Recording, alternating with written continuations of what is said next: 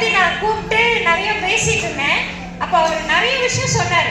என்ன சொன்னாருன்னா, அவர் எழுத படிக்கலையா, அவரு ஸ்கூலுக்கு போய் படிக்கவே இல்லை, சரியா? ஆனா 15 வயசுல ஒரு பிரஸ் ஸ்கிரீன் பிரிண்டிங் வேலையில போய் சேர்ந்தார். அந்த ஸ்கிரீன் பிரிண்டிங் வேலையில சேர்ந்து கொஞ்சம் கொஞ்சமா அந்த வேலையை கத்துக்கிட்டார், சரியா?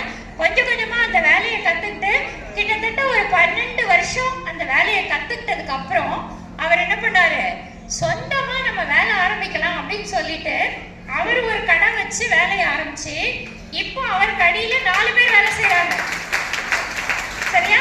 அது மட்டும் இல்ல, அவர் காது கேட்காத